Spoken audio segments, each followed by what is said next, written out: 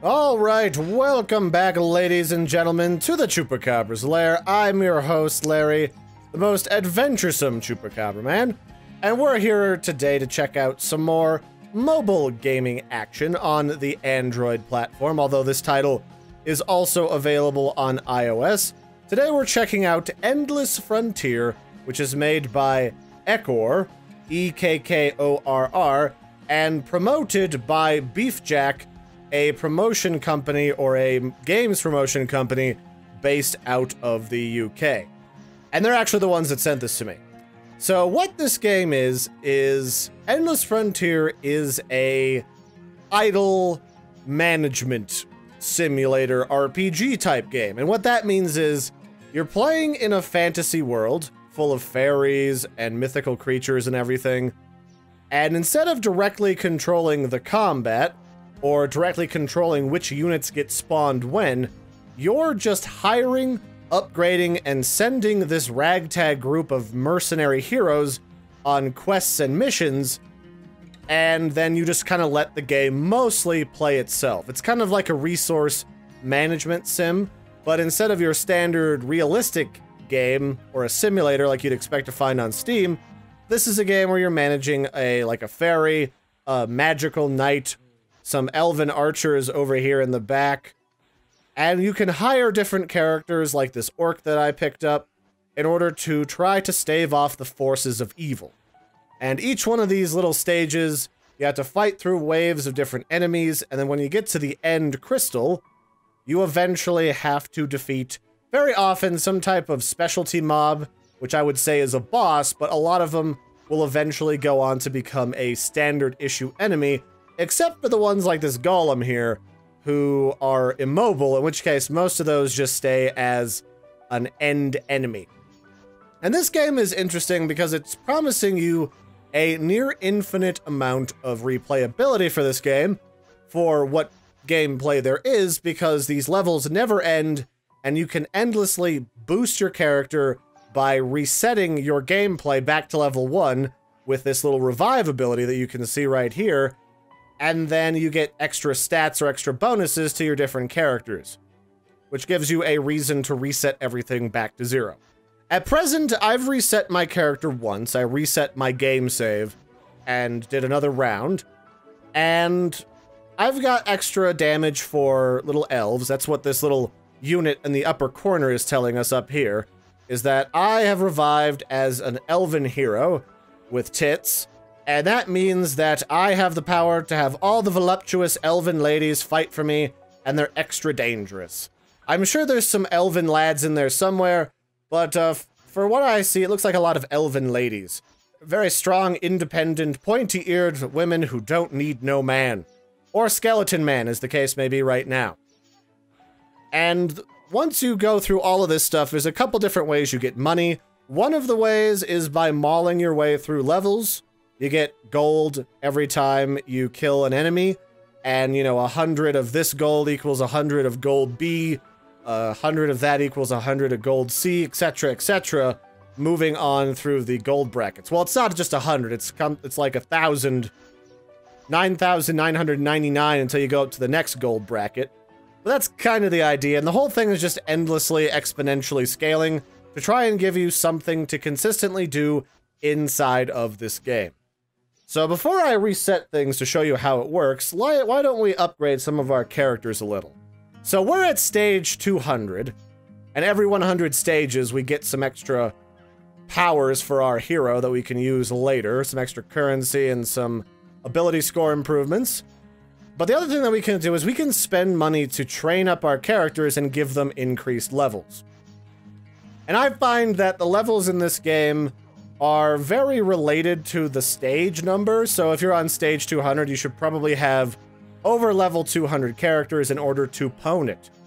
So I'm gonna do that. I'm gonna bump, because I've left this game running in the background over the weekend while I was working on things, so I'm gonna bump up this fairy by spam clicking a couple of times, and clicking the higher unit numbers to get her up to 207. I'm gonna bump up my knight as far as he'll go to over 206, so that they can kind of maul their way through this final stage to level 200. Because I want those extra little bits of hero points before I reset everything, because basically everything about your character, your units, your quests that I've got here running in the background, all of this stuff automatically giving me money in the background will reset. Also, you can click on chests in the background to get extra gold and gems.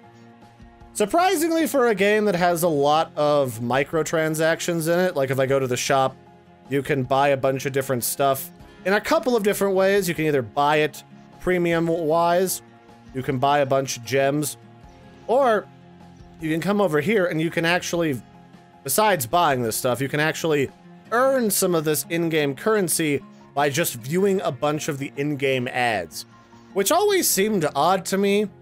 Like, rather than buying the game, you would instead go ahead and purchase stuff in the game with your time instead, by looking at games for other mobile games, little ads for other mobile games, other RPGs, and so forth that you might be interested in playing as well. But I also find that you get a lot of in-game currency by just chilling out, relaxing, and letting the game play, and clicking on chests in the background, and just getting certain achievements by managing your troops. And you can see that here in my mailbox. I have a weekend bonus gift of 1,000 gems, and I think total I've spent around, oh, I don't know, like 500 gems in the game. They give you like a starting amount of about 300. I got another 700, and then I just got another 1,000.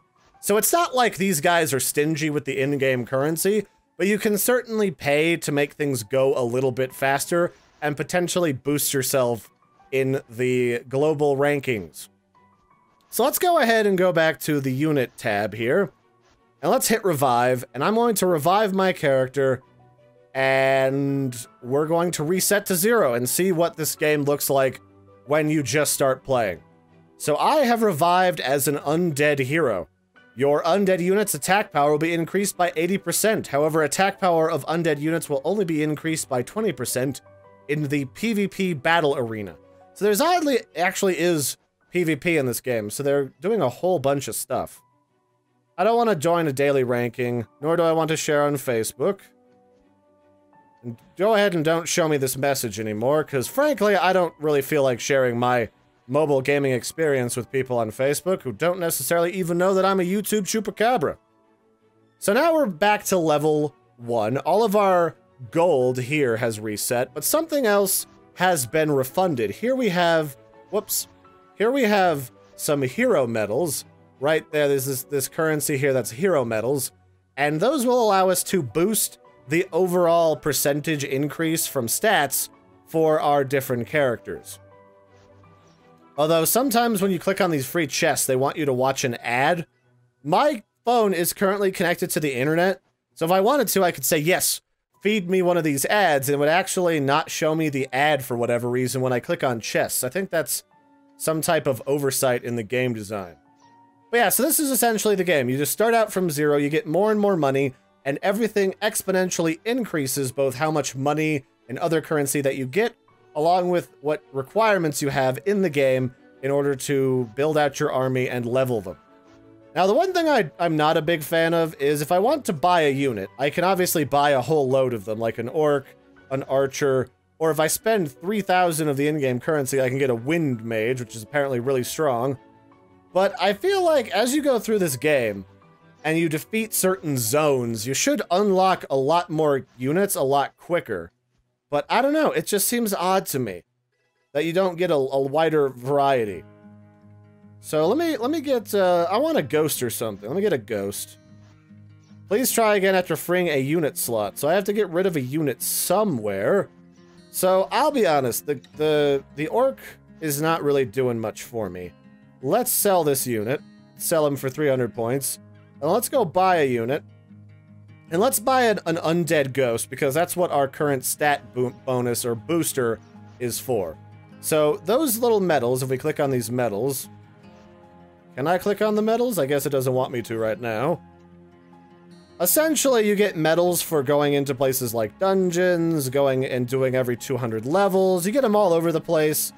And you also get them for achievements, and they're used to buy a lot of specialty items, and I do not believe you can necessarily outright buy them, as well as you can buy other things like gems or you can buy... Actually, yeah, you can buy some metal buffs, but you can't necessarily buy the medals very easily. So there are some bits of in-game currency that are not locked away behind a paywall, which is nice. Admittedly, it is nice. So now we have that undead unit, and he will hopefully... I think he's a caster. It looks like he's a caster. Let's look. So first our knight spawns out of the rift, and he's a flying unit up here at the ferry. So he, or she, I don't necessarily know that mythical skeleton hell beasts have genders, but it's going to help blast the pants off of whatever comes out of that rift and eliminate aerial units. And there's oddly a lot of different units that you can encounter in this game. Flying units that only shoot down. You've got units that buff but don't really attack.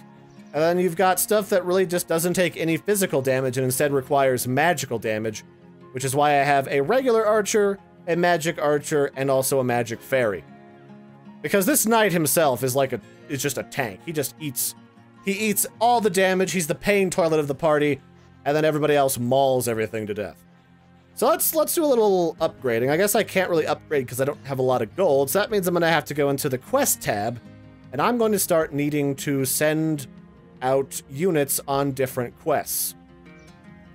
Now, something that I'm going to want to do is I don't want to keep clicking on these buttons to make these quests complete so I can get money.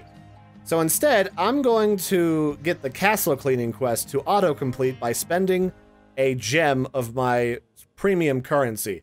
Again, I'm not too worried about this because while the developers did give me a code to get more gems, I ended up really not needing it all that much.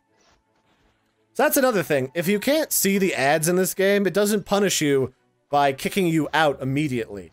It just says, oh, sorry, we don't have any ads for you right now, so you can't get anything from this particular chest. But the next one, and the one after that, will give you plenty of free swag. So I'm gonna automate this quest as well, and as you can see, as I get more and more currency, instead of having like just a big bar of numbers, it flops over with letters. So it starts out with like 7.3 A amount of gold, then B, then C, until it goes all the way through the alphabet, and then it resets over again. I feel like they could have done something a little bit more interesting with that. Maybe gotten you like a randomly generated icon for a certain type of currency. So like first you start with copper, then you go with silver, then it's tritonite, and then it's like Byzantium gold, and then it's orc nipples, and then after that you've got like cow tongues. Whatever, it's a mythical world, so the idea that gold would be the only measure of currency seems a little bit silly to me. Especially because some cultures in the game could be loaded. But, you know, it is what it is. And then, of course, as you get these auto-completing quests giving you more money, kind of like a cookie clicker or an endless clicker style game, you can further upgrade these different quests to give you increasing amounts of money. And then they gave you extra buttons to, you know, level up 100 levels at a time to make the whole money-making process easier and to make the button clicking less tedious.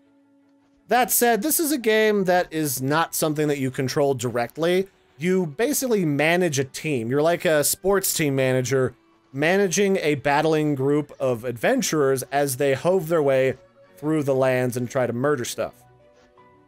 Now, you know, there's a lot of people out there who aren't as good at games. This is a game that they'd probably play if they were driving to work. Well, not driving. Don't play games and drive. But if they're carpooling to work, if they're riding the bus, riding a train, if they're on their lunch break, this is something that you can log in, manage stuff, you can exit, and it will continue to process and to calculate what your characters are doing in the background, even if your phone is turned off. And then you can log back in, get your rewards, upgrade your units, maybe buy some new units, and then proceed from there.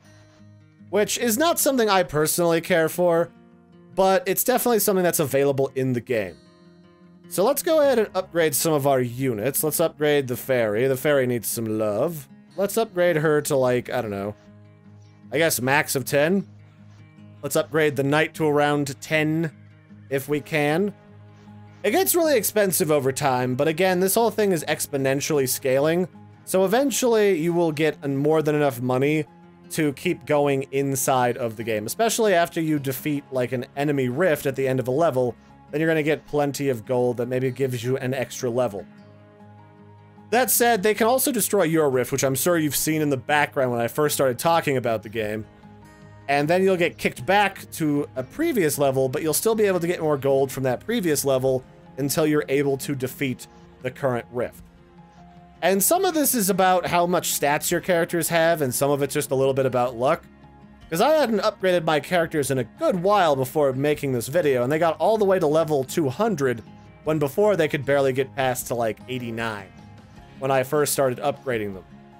So it definitely tells you that sometimes it's luck, sometimes it's your stats, and if you can make a really solid, well-rounded team, they'll do better than just slapping a bunch of range characters behind this knight and going from there. So what's my skill? I currently have the Tower of Babel skill. Damages an entire enemy with a strong power of lightning, but the skill does not harm the enemy boss. So you get different skills here that reset all the time when you either revive or through other means. They're kind of neat. I don't really use these because usually if your characters can't manage to kill some things, they're certainly not going to be able to take the boss down themselves, so I'm not really sure what the point is. So let's continue to upgrade our knight. The knight is getting his pants kicked in pretty thoroughly. And then let's upgrade this ghost a bit. I like the ghost. He's spooky scary like those skeletons from the old Disney animations, the dancing skeletrons. But I'd like to say he's got a good chipper humor about the whole thing. Like, sure, he doesn't have any flesh, but he can get flesh from goblins and other creatures and graft it to his body in a horrifying way. And then, of course, you've got different artifacts you can find, or you can buy them for certain in-game materials that you find from either defeating enemies, or if you end up going into a dungeon. Dungeons are basically just another level where you play one level of this game. They're a little bit longer, and some of them don't allow you to bring undead characters, some of them don't allow you to bring anything but your knight, and you have to be able to complete them based upon those system parameters. Some of them are only available on certain days, so you pretty much have to pick and choose your battles. So in fact, let's go enter, because we have a couple tickets. You have to find, you know, little tickets to enter these dungeons. I got enough to enter this first slime dungeon. So let's try to maul all these slime characters. So these slimes, to begin with, are not super scary. They're just annoying and kind of gooey. They get your armor all sticky. And then we just got to maul this slime, and we get special rewards based upon the dungeon that we complete. Sometimes it's crafting materials, sometimes it's just a big boatload of raw currency, sometimes it's with perks that'll last for a little while. There's a lot of different things that you can wind up experiencing here. So as far as idle RPGs go, where you let this game idle and it mostly plays itself and you manage all the stats and you manage your character roster, this one's not bad. It does prompt you every single day. If I close the game out and I open Endless Frontier again, will it show it? Maybe I have to close it out. Let's close out Endless Frontier. Okay, so while I was gone for a minute or two, it actually showed me how much money my characters made for me. But here's the login screen. They have different discounts for in-game purchases you can make. They have other actions that you can take inside of the phone. You can do things like blocking people for threatening you, because there is a certain amount of in-game chat that you can do. So they have these announcements that serve two purposes every day. They either offer you in-game purchases or discounts or specials, and you can tell them to only show you that like once a day and it won't pop up for the rest of the time you're playing. On one hand, it's really annoying to have something like that pop up in your face all the time, when you could just say, I don't want to see that, and then go into the settings tab and then go to news. But at the same time, I understand where this is a game that you're playing for free. It's got a lot of ads that offer you rewards for looking at an ad, which directly rewards you, directly rewards the people that made the game. So it's really just dependent on if you like this type of game. I personally don't. I think that you should either pay for a game or you should not, and that I actually need to be able to directly control my characters and fight things as opposed to manage a roster of units. Otherwise, I'd probably play more real-time strategy games or just a standard action RPG that isn't idle related. That said, there's lots of people that like these types of games. I've got nothing against people that like these types of games, and I can certainly understand the appeal to some degree. And if this is the type of game that you find yourself into to a greater extent, then I would say this is a pretty good one. It offers you lots of rewards. It doesn't stuff ads and purchases and microtransactions too much in your face. It's just the occasional ad, but it actually gives you something. So it's going to be completely up to what you want to do. Do note that to really get the most out of this game, you have to get through 100 stages or more and revive fairly frequently. So that you might find annoying. I did for some of those kind of endless clicker dating sim games that they had on Steam that I attempted to review a couple years ago. I thought that was really tedious and it kind of killed the mood of the whole game. When you're going through only like the first 5 chunks of story, then you have to reset and then get the 6th, but you have to reread and go through all the other story characters and everything again. It's like going through a non-skippable cutscene when you're having trouble on a boss on your Xbox at home, or your PS4 or your PC. It just gets a little bit tedious and annoying. But this is a pretty good idle game. I don't see a lot of problems with it. I just wish there was some more variety in the enemies you could play, that there was some more meaning in the environments that you could end up in, and that was maybe some more hardcore story. But aside from those things, it's not too bad. Check it out for yourselves. It is free. It's available on Android, I know, and I believe also on iOS. I will put the appropriate links in the video description. And then, yeah, that's it for me. I've been your host, Larry. This has been Endless Frontier, made by Echor and promoted by Beef Jack. And I'll catch you next time. Bye, everybody, and have a good one.